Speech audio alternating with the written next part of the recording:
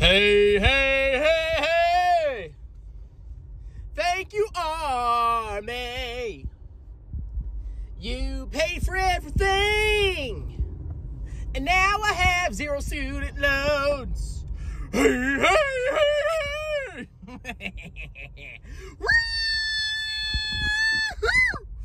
Welcome back to Strongman Personal Finance. My name is Christopher Belly. I'm a certified CPA accountant. I'm a fake boglehead investor. I'm author of the book Stop Being a Broke Loser. It's on Amazon. And we got to talk about how I, Christopher Bell, got 2 bachelor's degrees and a master's degree for free. And on top of that, I got paid to do it. That's right, ladies and gentlemen. When I came out of college, I had 0 debt, and I had money in the bank. Woo! And that helped me start my journey of investing. So, first and foremost, when you're young, you're a young man or woman, because I know like 2% of my channel is female viewers. When you're young, that is your biggest opportunity to accumulate as much in your savings and investments as possible. Because the earlier you get the money in, the faster or the longer time you have to compound your wealth, okay? So what happens to a lot of people is they go to college, they get their degrees, and they don't have any scholarships, or maybe they have some grants, but they still have to take out tens and tens of thousands of dollars in student loans. And when they graduate, they probably don't make what they thought they were going to make.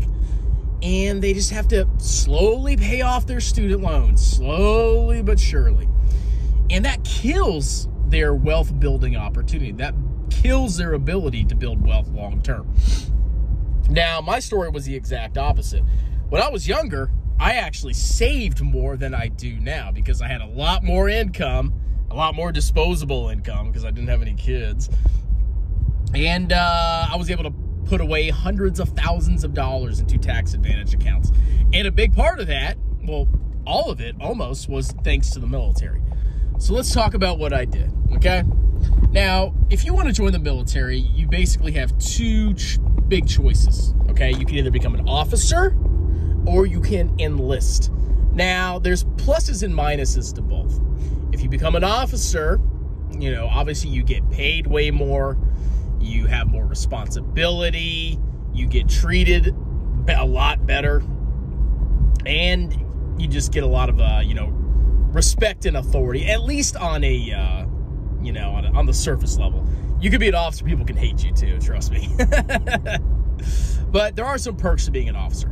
The downside of being an officer is that eventually, once you rise above the, the rank of, I would say, captain, and that's about 11 years, at that point, you're basically just a staff junkie. And the vast majority of officers will not have command of battalions. It's very competitive. So at the end of the day, you'll be getting paid a lot, but you'll just be some, clown in an office making PowerPoint slides and, fluffing your colonel as an officer. Now, as an enlisted guy, you get paid a lot less. You don't get treated as well. And, even at retirement, unless you make it up high in the ranks, you don't make that much. And on top of that, enlisted ranks, to become like a non-commissioned officer, it's actually more, it's more competitive after a certain point. It's actually easier to get promoted as an officer than as an enlisted man, surprisingly. But those are your 2 main choices. You can pick whatever branch you want. Now, I decided to become an officer. Why? Number 1, my dad was in the military. He was an officer. And I wanted to go to college. And if I was going to go to college, I might as well get my commission and make that delicious officer money and get a guaranteed job after I graduated. So I applied for what's known as an Army ROTC scholarship. Now, this scholarship pays for your entire tuition. And depending on what school you attend, they also pay your room and board. That's right. Not the Army, but your school might chip that in. So what happened to me was I applied to like 10 schools. I got into like 8 or 9. I didn't get into West Point. And I picked the one school that said, hey, Chris, if you come here, the Army will pay your tuition and we will pay your room and board. That's right, ladies and gentlemen. I literally had to pay nothing when I was in college. So I got 4 years of free education.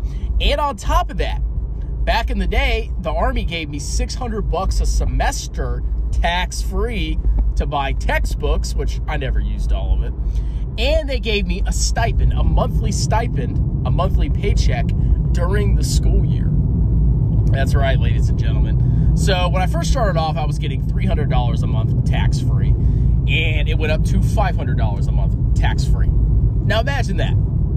You go to college, pick whatever degree you want, your tuition's covered, your room and board's covered, you're getting paid, and if you go to a summer camp, you also get paid as well.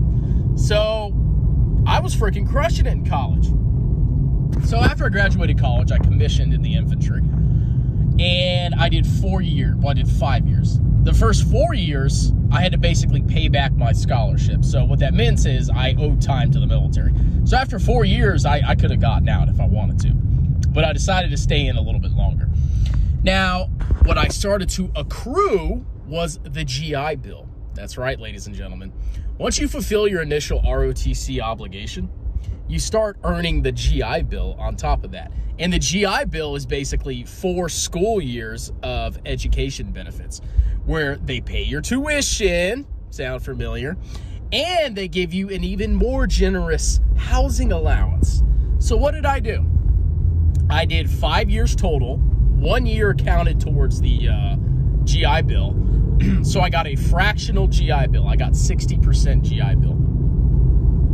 And I continued to stay in the reserves, and I actually did some duty in the reserves, and that actually bumped me up to the 70% GI Bill. So 100% GI Bill, everything's covered. Your tuition's covered.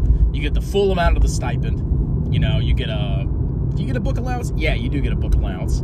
You get all that. But if you don't serve enough time, like I didn't because I had the scholarship and I had to pay that back, then you get partial GI Bill. So basically, I got 70% of all the benefits. I got 70% of my tuition paid.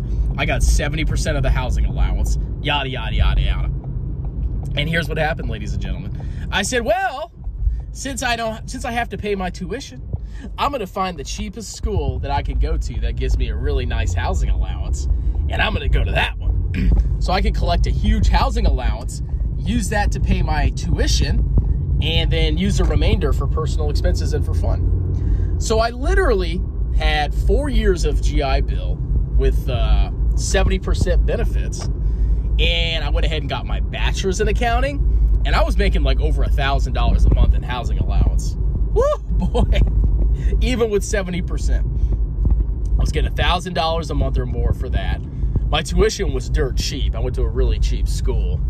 And I got my bachelor's degree pretty quickly. And then I said, man, I still have like 2 years of my GI Bill left. I can use this, get paid my housing allowance, and make even more money. So then I went ahead and got my master's in accounting. I didn't even want to get my master's because I already had my CPA. I was like, why do I have to, why do I have to get a freaking master's degree? But I went ahead and did it, and I dragged out the degree so I could collect as much. I did all the minimum requirements. So I could collect as much GI Bill benefits as I possibly could. So I used up all but about 2 months of my GI Bill, and I got 2 degrees. I got a bachelor's in accounting and a master's in accounting, paid for, and I made money on top of that. Think about that, ladies and gentlemen. Is that not the dream? And all you have to do is join the Army, or you can even join the Air Force. Just be a little punk, Be a little Air Force officer. Oh, look at me. Oh, I can do 5 push-ups, eh? You can just join the military. Do the easiest job. I did infantry. I was stupid. You can do the easiest job, come out, and you get everything paid for. You get paid to go to school. And that was a huge part of why I was able to save so much money. I came out of college with 0 debt. I made good money in the military. And when I got out of the military, I didn't have to take any debt to go to college again to get a new skill. It's a freaking good deal.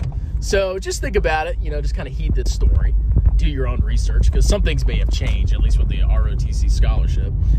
But that's kind of how I did it, and all shook out to, really set me up in life. So hope you guys enjoyed the video. I just got back to work. Got to finish some taxes. And I'll talk to you later. Cheers!